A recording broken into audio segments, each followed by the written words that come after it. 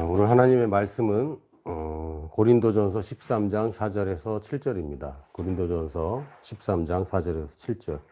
2주 전에 저희들이 함께 읽었던 말씀인데 오늘 다시 읽도록 하겠습니다.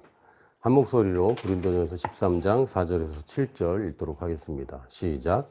사랑은 오래 참고 사랑은 온유하며 시기하지 아니하며 사랑은 자랑하지 아니하며 교만하지 아니하며 무례히 행치하지 아니하며 자기의 유익을 구하지 아니하며 성내지 아니하며 악한 것을 생각하지 아니하며 불의를 기뻐하지 아니하며 진리와 함께 기뻐하고 모든 것을 참으며 모든 것을 믿으며 모든 것을 바라며 모든 것을 견디느니라. 아멘. 아마 눈치채신 분들은 눈치채셨겠지만 계속 고린도전서 13장을 주제로 계속 말씀을 나누고 있습니다. 오늘은 오래 참는 것에 대해서 말씀을 나눴고 또 온유한 것에 대해서 말씀을 나눴고요. 오늘은 시기하지 않는다, 자랑하지 않는다, 교만하지 않는다라는 주제로 이제 오늘 말씀을 나누려고 합니다. 먼저 우리가 중심이 있어야 됩니다. 중심. 사람이 중심이 없으면 계속 흔들리고 이랬다 저랬다 하고 그런데 우리가 중심 얘기를 하기도 하는데 사실은 이 중심이라는 단어가 성경에 굉장히 많이 쓰입니다. 근데 번역을 마음이라고 번역을 많이 했어요. 한국말로 마음은 하트가 될 수도 있고 마인드가 될 수도 있습니다. 근데 마인드도 마음이라고 번역을 하고 하트도 마음이라고 번역을 해서 저희가 이제 성경을 읽을 때 좀 헷갈리는 부분이기도 합니다. 우리 마음은 새롭게 되었습니까? 아니면 새롭게 해야 됩니까? 그 마음이 이제 하트를 얘기하는 거라면 새롭게 된 겁니다. 근데 마인드를 얘기하는 거라면 새롭게 해야 됩니다. 그러니까 너희는 마음을 새롭게 함으로 변화를 받아라 라고 얘기할 때 이 마음은 마인드입니다. 그러니까 생각을 바꾸라고 이제 표현을 할 수가 있겠네요. 근데 우리의 중심은 언제 바뀌었습니까? 예수님 영접할 때 성령님이 어디에 들어오셨습니까? 우리의 중심에 들어오신 겁니다. 이걸 이제 영어로는 heart라고 하고 헬라어로는 카르디아라는 단어를 쓰는데 한국말에는 그걸 이제 구별하지 않고 다 마음이라고 번역을 해서 제가 성경을 읽을 때 조금 헷갈리긴 합니다. 근데 영어 성경만 보더라도 굉장히 자명하죠. 왜? 완전히 다른 단어니까요. 그래서 우리가 마음이라고 하면 많은 사람들이 이 두 가지를 동양적인 사고인 두 가지를 하나로 놓고 봅니다. 이거는 이제 다시 얘기하면 영혼이라는 개념으로 이제 많이 보는데 성경에서는 영이라는 단어와 혼이라는 단어가 다릅니다. 소리가 안 들린다고요? 지금까지 그럼 난 뭐 한 거지? 어떡하지? 소리가 안 들리나요? 물어봤자 대답을 못 하겠지. 동양적인 사고인 두 가지를 하나로 놓고 봅니다. 유튜브에 나오고 있는데 다시 얘기하면 영혼이라는 개념으로 이제 많이 보는데 성경에서는 이제 들린다고? 처음부터 다시 할까요? 자, 오늘 말씀은 고린도전서 13장 4절에서 7절이고요. 계속 우리 사랑에 대해서 좀 나누고 있습니다. 성경에서는 마인드와 하트를 분명하게 구별하고 있는데 이제 한국말로 이제 마음이라고 하니까 좀 헷갈리긴 합니다. 우리 마음을 새롭게 해야 된다라고 할 때는 우리 생각을 바꾸라는 얘기입니다. 그러나 우리 마음에 주님을 모셨다라고 얘기할 때는 이거 하트라는 얘기고요. 이게 영어로는 심장이라고도 번역이 되긴 하는데 왜 이 특정한 심장을 이렇게 얘기를 하느냐. 이게 사람의 가운데 있다고 여겼어요. 지금은 조금 왼쪽으로 치우쳐져 있다고 얘기를 하긴 하는데 예전에는 이게 가운데 있다고 여겼고 심장이라는 말 자체가 사실은 중심이라는 뜻입니다. 우리의 가장 중요한 거. 여기가 이제 제일 중요하죠. 그래서 이제 중심이라고 번역을 해도 참 좋았겠다. 그래서 이 하트를 심령이라고 번역을 하기도 합니다. 근데 심령이라는 말은 잘 안 쓰는 말이기도 해요. 이제 다른 마음과 구별하기 위해서 심령이라는 단어를 쓰는데 그냥 중심이라고 해도 참 좋을 것 같다는 생각이 듭니다.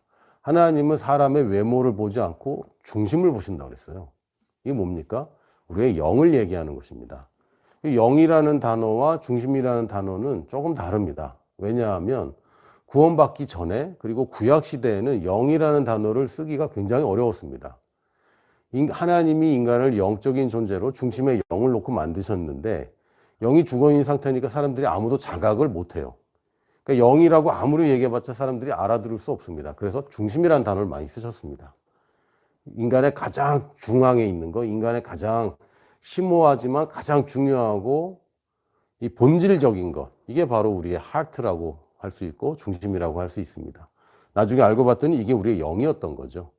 그래서 사람들에게 이거 영적인 것을 설명할 때 하트라는 단어를 굳이 쓰기도 합니다. 왜냐하면 영적인 것을 얘기하면 사람들이 못 알아듣는데 그래도 하트라고 하면 그래도 좀 우리가 인식하고 있거든요. 첫 번째는 예수님의 중심을 얘기할 때는 마태복음 11장 29절 지난주에 나눈 말씀에 의하면 나는 마음이 온유하고 겸손하니 나의 멍에를 메고 내게 배우라. 그리하면 너희 마음이 쉼을 얻으리니 라고 얘기하셨고 예수님 스스로 본인의 당신의 중심이 온유와 겸손이라고 하셨어요. 예수님은 중심이 온유와 겸손인 분입니다. 그러니까 온유해야지라고 하는 사람이 아닙니다. 그냥 온유해요. 겸손해야 되는데 라고 하는 게 아닙니다. 중심이 겸손입니다. 그러니까 이 예수님의 모든 그 삶이나 또 사역이나 말씀이나 태도나 선택을 보면 본인을 위해서 하는 선택은 없습니다. 오직 첫 번째 인간이 되기로 선택한 그 선택 자체가 아버지를 위해서 그리고 또한 사람들을 위해서 이게 예수님의 중심이셨어요. 예수님이 어떤 분이었냐? 사랑이었냐? 또 능력의 분이었냐? 왕이었냐? 여러 가지 표현할 수 있지만 예수님의 중심은 아버지를 위한 사랑과 또 사람들을 위한 사랑으로 늘 가득하셨습니다. 본질은 그 사랑으로 충만하셨던 분이에요. 그 예수님이 우리의 모델이실 뿐만 아니라 우리의 생명의 첫 열매가 되셨습니다.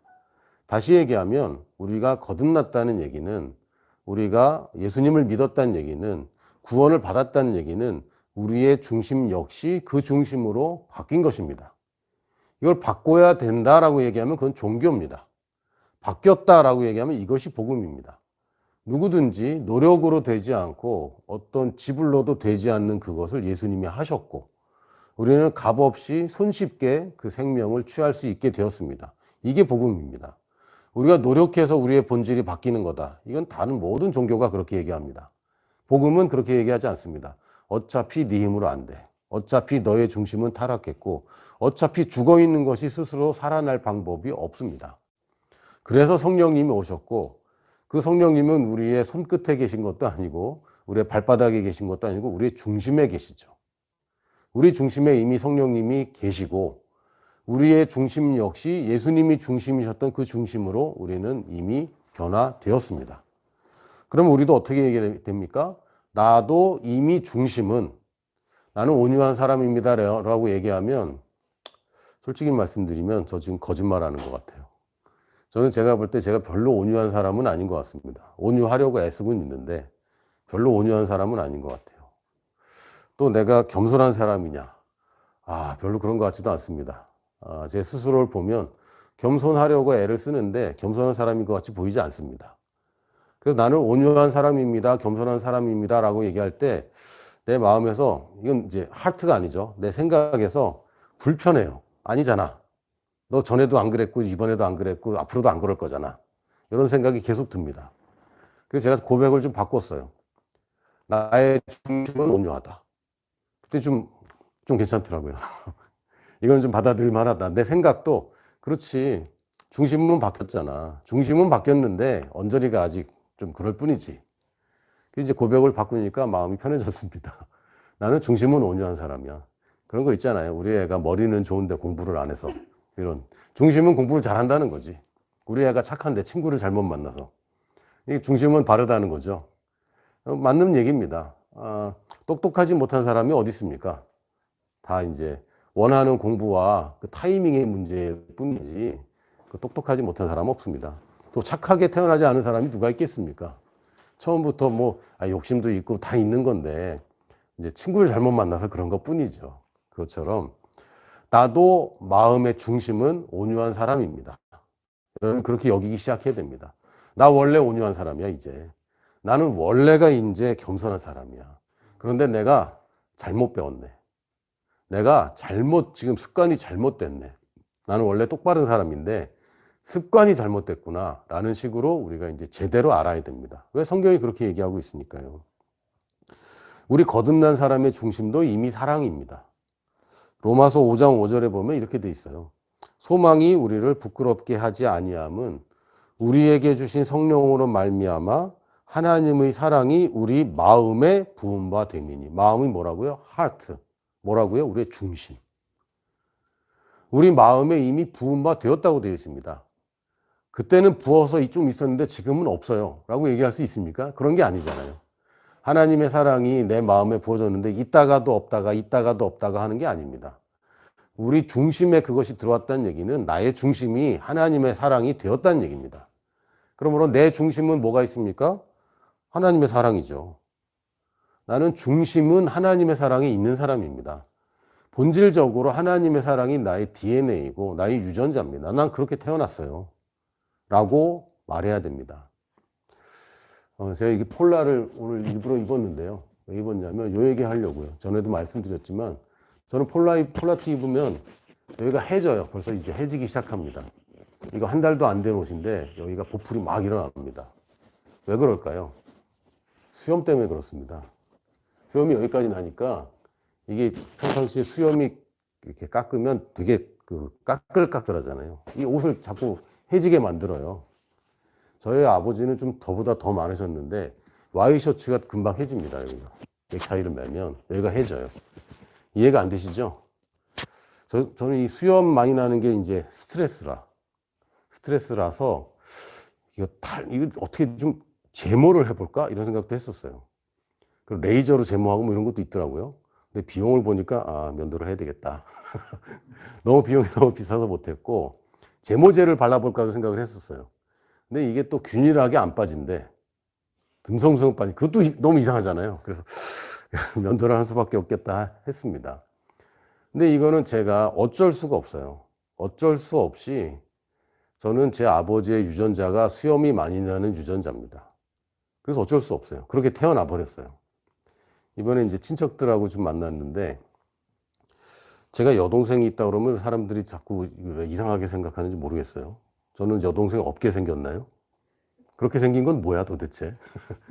여동생이 있는데 여동생이 저는 이게 다 모여 있는데 제 큰아들이 얘기를 하면 얘가 나를 쳐다봐요. 왜 쳐다보지? 은욱이가 뭐라고 한마디 하면 자꾸 나를 쳐다봐요. 그래서 왜 그러지? 나중에 너 왜 자꾸 날 쳐다보니 그랬더니 오빠가 얘기하는 줄 알았대. 그러니까 목소리가 거의 똑같은가 봐요. 저는 제가 볼 때는 좀 다른데 오랜만에 얘는 이제 제 목소리를 잘 아니까 여동생은. 근데 오빠 목소리랑 똑같은 목소리가 들리니까 오빠는 여기 있으니까 자꾸 이제 오빠를 쳐다보는 거죠. 목소리는 은욱이 목소리인데. 그래서 은욱이 목소리가 아빠랑 똑같다. 이거는 제 책임도 아니고 제 아들 책임도 아닙니다. 유전이에요. 어쩔 수 없어요. 그러니까 우리 마음의 중심이 사랑인 것은 이거는 우리가 선택의 여지가 없는 겁니다. 예수님을 선택하면 이미 우리 마음의 중심에는 예수님의 사랑, 하나님 아버지의 사랑이 이미 들어와 있는 겁니다. 성령님이 야, 너는 너무 못해서 내 사랑은 다 놓고 가야 되겠다. 이럴 수 없죠. 성령님이 들어왔는데 와, 얘 진짜 못됐네. 내 사랑이 얘를 못 이기겠네. 이럴 뿐이 아니시지 않습니까?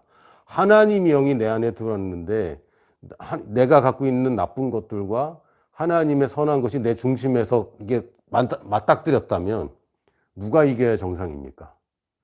사람들은 거룩한 것을 만지면 거룩한 게 부정탄다고 여깁니다. 종교는 그런 식으로 생각합니다. 그러나 원래 이 성경에 따르면 거룩한 제단에 부정한 것이 닿으면 이 부정했던 것이 거룩해집니다.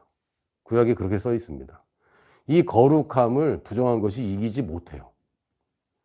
거룩한 영, 성령님이 내 안에 들어오시면 나는 이미 거룩한 자가 된 것입니다. 근데 뭐가 문제죠? 마인드가 문제죠. 마인드셋. 나의 가치관과 생각과 이게 아직 변화되지 않아서 중심에 지금 안 맞은 겁니다. 그럼 제일 먼저 뭘 생각해야 되냐면 하나님의 사랑이 내 중심에 가득하다. 이걸 먼저 내가 인식해야 됩니다. 더 사랑해야 되는데 내가 또 화를 냈네. 내가 참아야 되는데.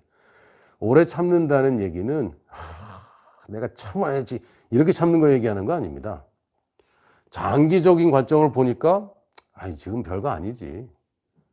지금 막 이렇게 하고 나한테 이렇게 대하지만 길게 보면 이 사람도 나와 같이 서로 사랑하는 관계가 될 거기 때문에 장기적인 관점에서 보니까 오랜 기간을 보니까 그냥 견디고 참는 거죠.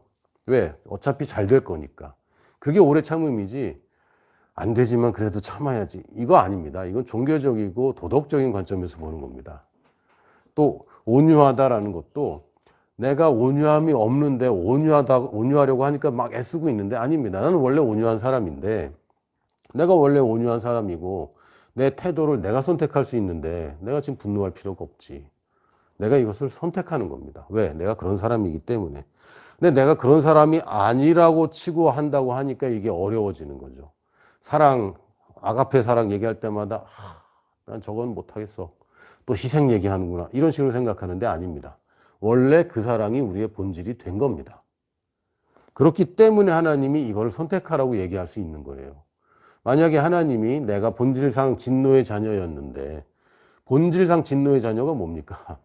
원래 얘는 잘해도 진노받고, 하여튼 아무리 열심히 해도 진노의 자녀입니다. 진노의 자녀는 진노죠. 노비의 자녀는 노비고 왕의 자녀는 왕자입니다. 본질상 진노의 자녀였던 사람인데, 복음을 우리가 취하고 나서, 복음을 듣고 변화되고 나서 여전히 본질은 진노의 자녀입니까? 아니잖아요. 본질이 이제 바뀐 겁니다. 진노의 자녀가 아닙니다. 우리 사랑의 자녀입니다. 이제는 본질상 사랑의 자녀입니다. 본질은 놔둔 채 우리 보고 넌 진노의 자녀인데, 본질상 진노의 자녀인데 하나님 아가페 사랑으로 사랑해라 라고 듣고 있습니다. 많은 그리스도인들이. 그러다 보니까 괴리가 생기는 거죠. 나는 본질상 진노의 자녀고 나는 여전히 죄인인데 내가 어떻게 하나님의 사랑으로 사랑하겠는가. 최대한 열심히는 하겠지만 더 이상은 못하겠다. 이게 사람들의 생각입니다. 아닙니다. 본질상 진노의 자녀가 본질상 사랑의 자녀로 바뀌었습니다. 본질은 안 바꿔준 채 계속 뭐 사랑해라고 얘기하는 거 의미 없습니다. 그 세상 종교랑 똑같습니다. 이건 능력의 하나님이 아니고 사랑의 하나님이 아닙니다. 만약에 그렇다면. 그게 아니라 우리가 본질상 이미 바뀌었기 때문에 내 중심은 하나님의 사랑을 이미 가지고 있고, 내가 그리스도 안에 있고, 내가 무엇을 보고 있냐면 사람들을 향해서 있는 것입니다. 중심에 그리스도의 사랑이 있기 때문에 이제는 나의 관심이 사람들을 향해 있는 거예요. 내가 지금 나의 감정이 내가 중요한 게 아니라 저 사람이 보는 나의 모습이 중요해지는 겁니다. 저 사람한테 잘 보이려고 하는 게 아니라, 내가 왜 오래 참습니까? 내 생각에는 내 중심에서 그리스도 중심으로 바뀌는 거예요. 그러면 그리스도의 사랑으로 내가 선택할 수 있게 됩니다. 어저께 그 올림픽 경기를 좀 봤습니다. 좀 평생 뭐 올림픽 경기 뭐 재밌게 보는 사람이 아닌데 여러 명이서 같이 보니까 재밌더라고요. 그것도 예선전인데, 와, 예선전인데 쇼트트랙 보는데 왜 이렇게 막 스릴 있는지. 결승도 아니고 예선인데 막 뭐 4등으로 가다가 한꺼번에 막 2위로 치고 올라왔는데 결국 1위로 들어오고, 금메달도 아니고 예선에 그렇게 하는데, 야, 경쟁이 얼마나 빠른지보다 더 중요한 게 쟤보다 빠른 게 중요하잖아요. 세상 사회는 그렇습니다. 내가 아무리 뭐 똑똑하고 아무리 그래도 내 앞에 더 똑똑한 사람이 있으면 의미가 없고요. 내가 아무리 빨라도 잠깐 방심한 새에 나를 앞질러 버리면 그것도 의미가 없어지는데, 사람 마음이 참, 제가 좀 마음이 불편해진 게 뭐였냐면, 혼성계주에서 저희 한국이 넘어졌단 말이에요. 그래서 예선에서 이제 탈락할 위기가 됐으니까 제 마음에 무슨 생각이 드냐면, 다른 나라에서 넘어졌으면 좋겠다. 저도 그렇게 생각했어요. 그거 봤거든. 보면서 쟤 넘어져야 되는데 막 이러고 있는 거예요. 근데 나중에 생각해 보니까 이게 사람 사는 거구나. 내가 올라가기 위해서 남이 불행을 바라고 있는 거죠. 겉으로 내색은 안 하고, 이게 한국 사람들끼리 모이니까 그런 얘기 하지, 그 나라 사람인데 야, 난 너희 나라가 넘어지길 바랬어, 이렇게 얘기할 수 없잖아요. 속마음은 그런데. 근데 세상의 방식은 경쟁과 비교가 기본입니다. 원래 세상은 그렇습니다. 자원이 유한하기 때문에 유한한 자원을 놓고 사람들이 경쟁하는 거죠. 그리고 늘 비교합니다. 자기 자신이 안 보여요. 어저께 누가 그랬지? 제가 무슨 얘기 했더니 은욱이랑 똑같은 얘기 한다고. 그래서 나도 그렇구나, 똑같구나. 나는 그 안에, 그는 내 안에. 그러니까 제 유전자를 물려받았을 뿐 아니라 저한테 보고 배운 게 많잖아요. 근데 내가 그러는 줄은 잘 안 보여요. 잘 안 보입니다. 그래서 대부분 이제 배우자들이 그걸 잘 봐주죠. 잘 봐주니까 괴롭죠. 그래서 서로 제일 잘 싸우기도 하는데 내가 나를 못 봐요. 그게 인간입니다. 여러분 지금 자기 자신 보이는 분, 자기 얼굴 보이는 분 계세요? 보인다면 그거 상담 좀 하셔야 됩니다. 자기 얼굴, 저는 보입니다. 왜? 카메라가 있으니까. 근데 자기 얼굴 안 보입니다. 자기 이빨에 못 낀 것도 전혀 안 보이죠. 그러니까 자기가 자신을 못 봐요. 그러다 보니까 뭘 보냐면 다른 사람을 통해서 자꾸 자기를 보려고 합니다. 내가 쟤보다 나았냐 못하냐.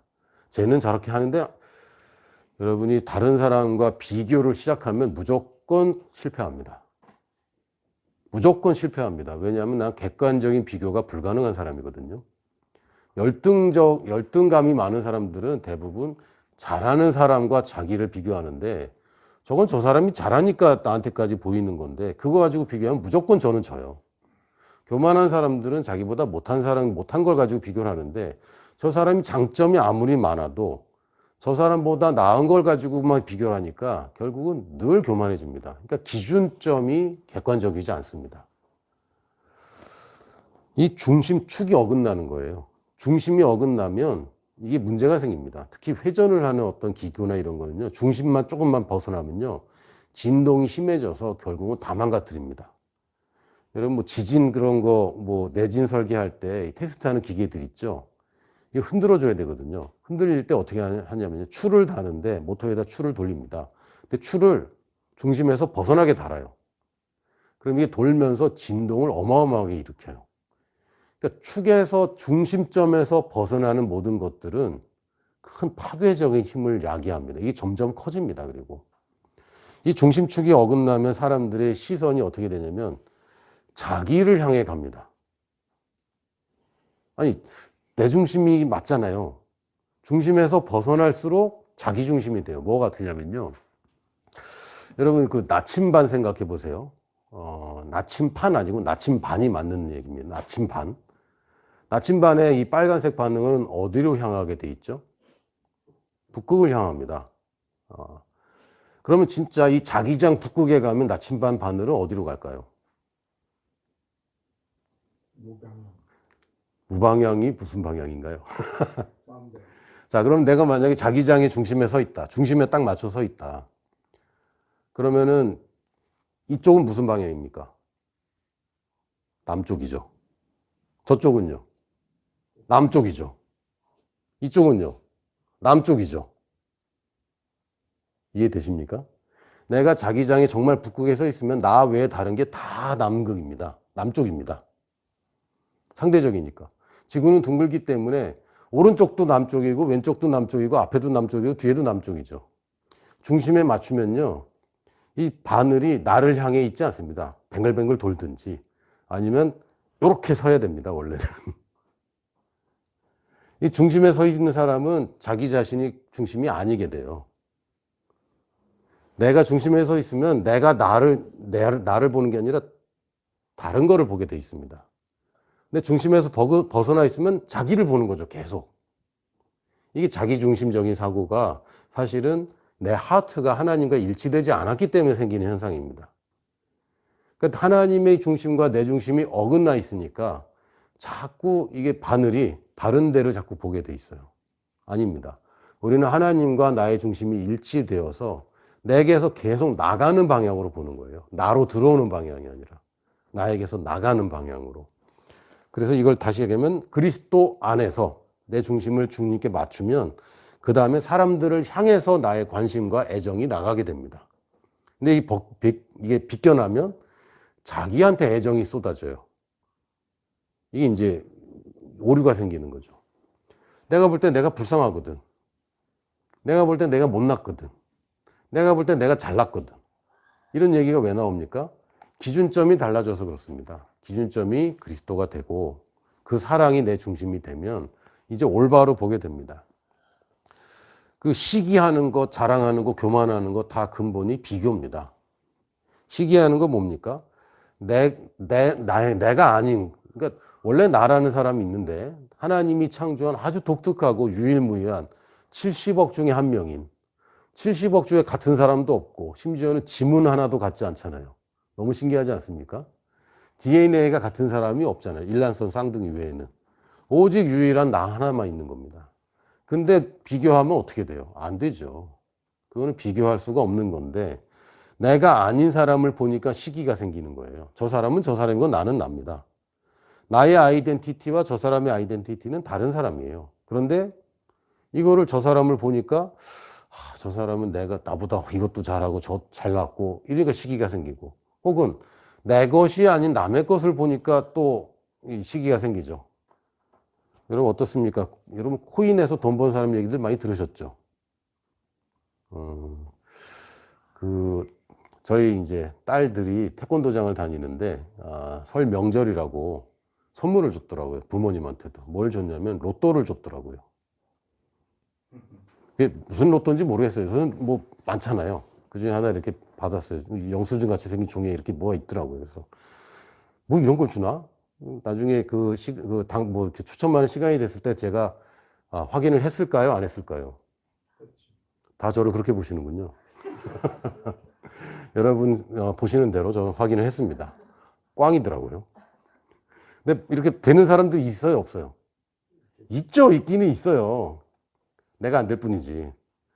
그거 로또에서 맞는 돈은 내 돈 아닙니다. 자기 돈이라고 생각하지 않잖아요. 그걸 이제 기대는 하지만 사실은 자기 돈 아니거든요. 근데 저 사람이 당첨된 걸 보면은 그 시기가 막 생기는 거죠. 멀리 있고 내가 모르는 사람은 괜찮아. 주변에 있는 사람, 사촌이 땅을 사면 어떻게 됩니까? 왜 배가 아프지?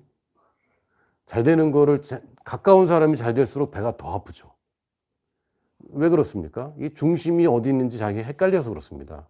중심은 본질적으로는 중심을 거기다 맞췄는데 내 관심이라는 관심은 딴 데가 있는 거예요. 중심과 관심이 달라지면 이렇게 오류가 생기고 파괴적으로 힘들게 됩니다. 자랑도 왜 그렇습니까? 자꾸 나를 보는 거예요. 중심에 서 있으면 내가 안 보이는데 자꾸 나를 보고 내가 가진 것을 보고 내가 한 일을 보고 아닙니다. 하나님이 하신 일, 하나님이 내게 주신 것, 하나님이 누구신가 거기에 집중을 하면 사실 나라는 거는 그렇게 뭐 중요하지도 않습니다. 여러분의 능력이 하나님의 능력을 제한할 만큼 크다면 여러분도 뭐 하나님과 버금가는 신이겠죠. 하나님 다음에 뭐 둘림 뭐 이 정도 되겠네요. 내가 내 능력으로 하나님을 제한할 수도 없고 내 지혜로 하나님이 지혜를 꺾을 수도 없고 사실은 도움도 별로 되지 않습니다. 내가 뭐 지혜로운 아이디어를 낸다고 하나님께 큰 도움 되겠습니까? 그렇지 않습니다. 하나님이 날 도와주시는 거고 하나님이 나의 공급자가 되시고 하나님이 하신 일에 내가 은혜로 살고 있는 것이지 이거를 정확하게 하면 겸손할 수밖에 없죠. 이게 제대로 되면 제가 이렇게 한 거는 참 그냥 감사할 뿐입니다. 하나님이 이렇게 아이디어를 주셔서 이렇게 잘 됐어요. 이렇게 되는 거지. 그리고 저 사람이 잘 됐으면 축하해 줄 수 있죠. 왜? 중심에 내 관심이 정확하게 일치한다면. 근데 많은 경우에 우리가 중심에서 벗어나 있습니다. 중심은 여기에 있는데, 중심은 그리스도에게 있는데, 다른 데 관심이 있으니까 벌어진 만큼 진동이 계속 생겨요. 그 진동들이 시기와 자랑과 교만들입니다. 창조주의 목적과 또 심판자의 기준이 있어요. 하나님이 내 인생을 왜 이렇게 만드셨는지 목적이 있습니다. 목적이 있어요. 하나님이 한 인생도 그냥 우연히 탄생하게 하지 않는다고 저는 믿습니다. 분명히 목적이 있습니다. 제가 한 번은 어떤 그 청년을 만났는데 아버지는 뭐 하셔? 그랬더니 얘기하기 싫어하더라고요. 그래서 아니 뭐 괜찮아 그냥 뭐 편하게 얘기하자. 얘기하기 싫으면 얘기 안 해도 돼. 그랬더니 아버지가 누군지 모른대. 엄마가 얘기도 안 해주고 자기도 안 물어본대요. 그 사생아로 태어난 거죠. 그 얘는 인생이 얼마나 마음이 아파요. 상처받고 아버지가 누군지도 모르고 없지는 않잖아요. 그죠? 예수님이 아니고서는 없지는 분명히 있는데 엄마도 얘기를 안 해주고 자기도 엄마가 상처받을까 자기도 얘기 못 하겠고 물어봤겠지. 근데 얘기를 안 해줬대요. 그걸 들으면서 성령님이 제게 주신 감동을 얘기해 줬습니다. 너는 정말 특별한 하나님의 목적이 있다. 특별한 하나님의 목적이 있어서 너를 만들려고 두 사람이 동원된 걸지도 모른다. 서로 사랑하지도 않고 어쩌면은 서로 하나님이 뭘 알았겠냐. 하나님이 우리 마음의 성향과 우리 관심과 다 아시는 분이 정말 행복하지 않는 결혼이 될 그런 위험성이 얼마나 많은데도 이 두 사람을 만나게 해서 결국 너를 탄생시켰다. 근데 얘가 뭐 얼마나 들었는지는 잘 모르겠습니다만 그 친구랑 얘기하면서 저도 깨달았어요. 아, 그렇구나. 뭐 지금 뭐 불행한 결혼, 이혼 또는 뭐 여러 가지 뭐 다양한 그런 그 건전하지 않은 가정들도 많이 있는데 그것에 미화하거나 합리화하자는 얘기는 아닙니다. 그런데 어떻게 보면 하나님이 이 한 사람을 탄생하기 위해서 이 사람에게 목적이 있는데 그러기 위해서 이 두 사람이 동원이 되고 또 이 두 사람이 탄생하기 위해서 네 사람이 동원이 되고 사실 저라는 한 사람 탄생하기 위해서 저희 조상들까지 다 거론하면요. 이에 몇 제곱의 사람들이 동원된 거죠. 나라는 사람이 탄생하기 위해서. 그걸 보면 아, 그럼 수치적으로만 그냥 이 관점만 바꿔도 하나님이 나에 대한 분명한 계획이 있구나. 목적이 분명히 있다. 그래서 나는 그 목적대로 창조되었기 때문에 결코 시기하거나 부러워할 필요가 없는 거예요. 불만이 어디 있습니까? 하나님이 날 그렇게 만드셨는데. 거기에 대해 뭐 그렇게 얘기할 게 뭐가 있어요? 그럴 일이 없어요. 그리고 내가 교만한다. 그럴 일이 없죠. 하나님이 그렇게 만들었는데. 하나님이 크게 만들었는데 크다고 자랑한다.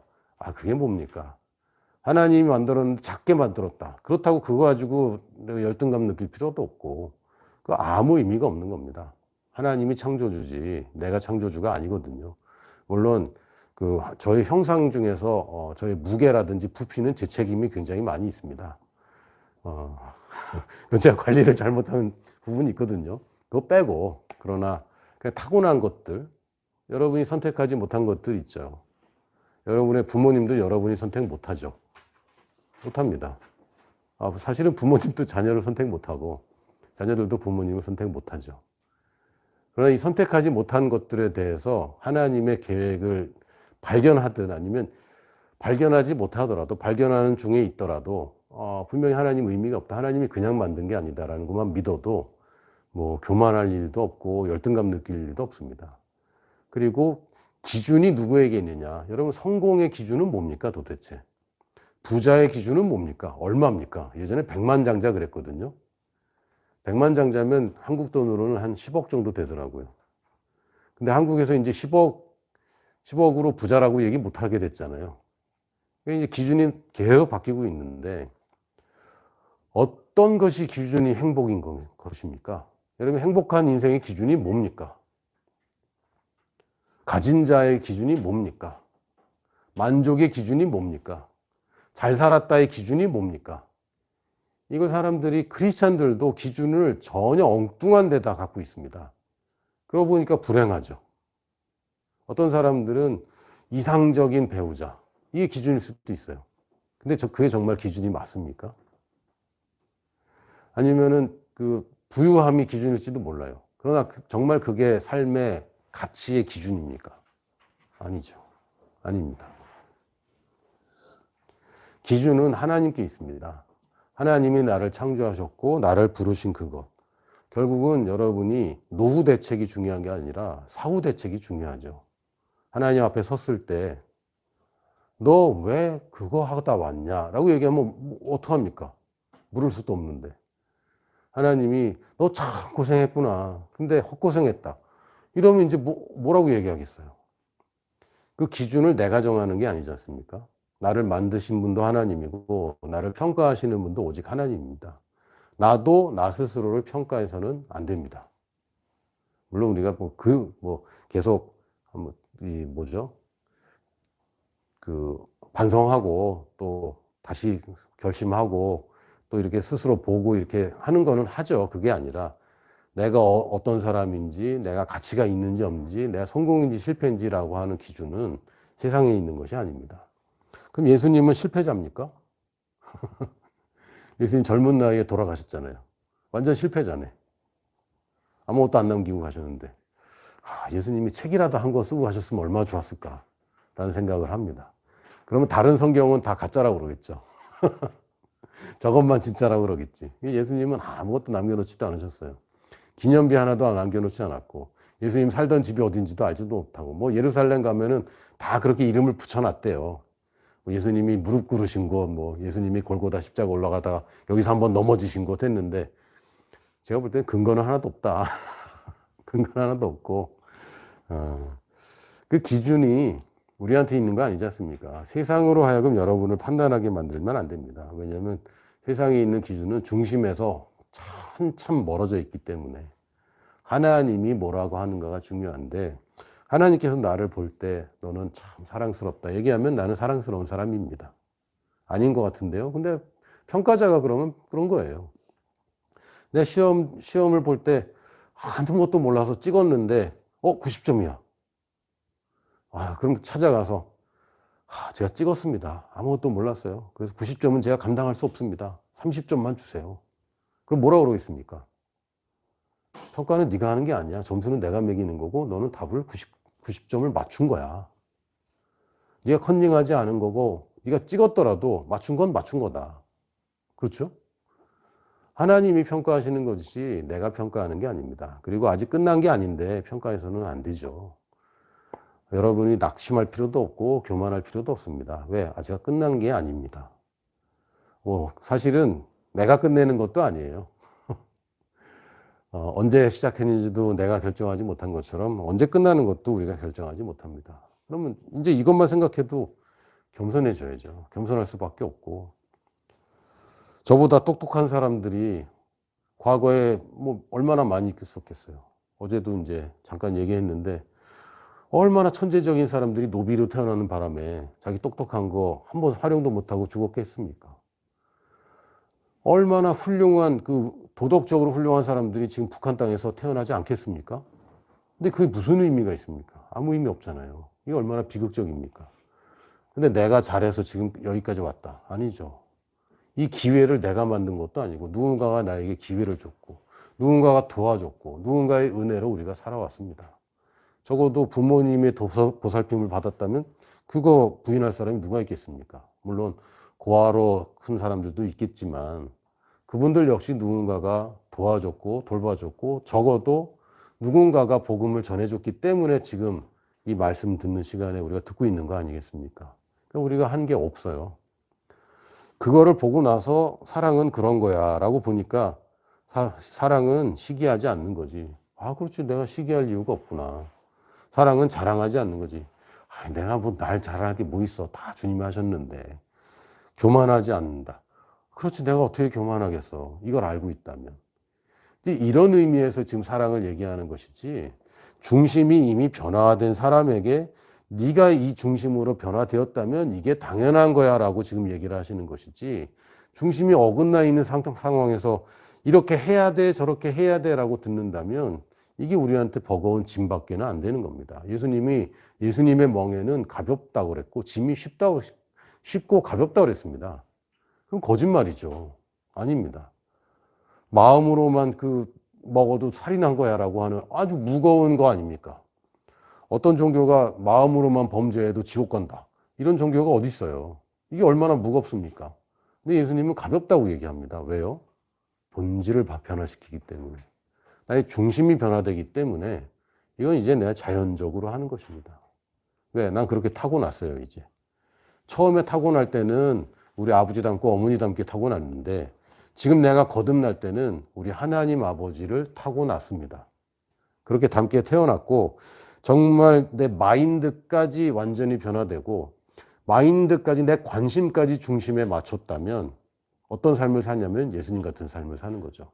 그분이 우리의 모델입니다. 그래서 이렇게 얘기합니다. 그리스도의 마음을 품어라. 여기서 마음은 하트가 아닙니다. 이건 마인드입니다. 그러니까 그리스도의 하트를 품어라. 이거는 우리가 못해요. 예수님이 대신 해줬으니까 우리가 할 수 있게 된 것이지. 그러나 이제 우리가 하는 것은 그리스도의 마인드를 품는 것은 우리 몫입니다. 중심은 이미 바뀌었는데 나의 관심을 중심에다 두는 것, 이건 이제 우리가 해야 되는 일이에요. 그래서 빌립보서 2장 5절에서 11절에 이렇게 얘기합니다. 너희 안에 이 마음을 품으라. 이 마음은 마인드 얘기입니다. 곧 그리스도 예수의 마음이니 그는 근본 하나님의 본체시나 하나님과 동등됨을 취할 것으로 여기지 아니하시고 오히려 자기를 비워 종의 형체를 가지사 사람들과 같이 되셨고. 예수님 하신 게 뭡니까? 사랑하는 그 대상과 동일시되는 것입니다. 그러니까 뭐 나한테 못되게 구는 사람, 그 사람과 동일시되는 거죠. 그게 뭡니까? 그 사람을 이해하고 용납하고 용서하고. 이것이 왜 가능합니까? 그리스도의 마음을 품으면 그게 가능해집니다. 사람의 모양으로 나타나서 자기를 낮추시고 이 낮추는 것도 낮춰야지 하는 게 아니라 우리 중심은 그리스도인데 우리 마인드셋이 아직 변화되지 않았는데 그리스도를 보면서 이게 맞구나. 중심이 이렇게 된 사람은 이런 관심을 갖고 사는구나. 중심이 이렇게 된 사람들은 이런 선택을 하는구나. 그리스도를 보고 우리가 배우는 것이죠. 말투까지 똑같아지는 것입니다. 목소리만 같은 게 아니라 말투까지. 그럼 자기를 낮추시고 죽기까지 복종하셨으니 곧 십자가에 죽으십니다. 9절에는 또 그냥 우리가 희생이라고 얘기를 하질 않아요. 이러므로 하나님이 그를 지극히 높여 모든 이름 위에 뛰어난 이름을 주사. 본인은 낮췄는데 하나님은 높이시네요. 하늘에 있는 자들과 땅에 있는 자들과 땅 아래에 있는 자들로 모든 무릎을 예수의 이름에 꿇게 하시고 모든 입으로 예수 그리스도를 주라 시인하여 하나님 아버지께 영광을 돌리게 하셨느니라. 이 얘기를 예수님도 굉장히 많이 하셨습니다. 어디 가면은 낮은 자의 자리로 가라. 그러면 주인이 높여준다. 우리 알아듣기 쉽게. 잔치기에 가면 상석, 하석 있잖아요. 하석 가서 앉아. 그러면 너를 초대한 손님이 왜 이렇게 밑에 앉아요? 원래보다 더 높여준다. 이게 원래 진리입니다. 근데 이 얘기가 빌립보서에서 뭐라고 얘기합니까? 예수님이 낮추셨잖아. 그랬더니 하나님 어떻게 하셨어? 높이셨잖아. 우리도 예수님과 이제는 같은 열매가 됐잖아. 그러면 우리가 본받아야 되는데 높아질 걸 막 염두에 두고 막 이렇게 하라는 얘기가 아닙니다. 그러나 안심하고 우리가 충분히 낮아져도 된다는 얘기입니다. 왜요? 하나님 살아계시잖아요. 하나님이 아시잖아요. 내가 무슨 마음으로 했는지 하나님 아시잖아요. 내 동기를 다 알고 계십니다. 그렇기 때문에 물론 이런 경우 있죠. 처음에는 막 이러다가 맞다. 그래도 이렇게 해야지 라고 하는 것이 사람들은 오해하고 알아주는 사람 아무도 없을 수 있어요. 그러나 하나님이 그걸 알고 계시고 그런 사람들을 하나님이 높이십니다. 하나님을 인정하는 자가 높아지는데 그냥 인정하는 게 하나님 계시다 그 정도가 아니라 그렇지 하나님이 날 만드셨지. 하나님이 나를 도와주셨지. 근데 내가 뭘 시기하고 자랑하고 교만할 일이 뭐가 있어. 하나님이 하신 건데 중심을 맞추는 사람을 하나님이 높일 수가 있습니다. 중심이 안 맞은 사람은 높이면 어떻게 되죠? 무너지죠. 중심이 안 맞는데 높아지면 무너집니다. 그래서 하나님은 중심에 맞는 사람을 찾으시는 거예요. 다윗 같은 사람을 찾으셨고 또 이 믿음의 선진들을 보면 중심이 맞는 사람들 아닙니까? 뭐 대단하게 우리랑 다른 사람들은 아니었습니다. 낙심하기도 하고 도망가기도 하고 범죄도 저지르고 그러나 이 사람들의 중심은 늘 하나님께 맞추던 사람들입니다. 아브라함이 그랬고 다윗이 그랬습니다. 다윗이 지은 죄를 보니까 저보다 좀 더 흉악하더라고요. 그런데 어떻게 했나요? 하나님은 계속 높여주셨습니다. 왜요? 중심이 바르기 때문에. 중심이 바른 사람은 결국은 높아집니다. 하나님이 높이십니다. 우리 안심하고 낮아지셔도 됩니다. 안심하고 양보하셔도 되고 안심하고 호구가 되셔도 됩니다. 할렐루야. 할렐루야.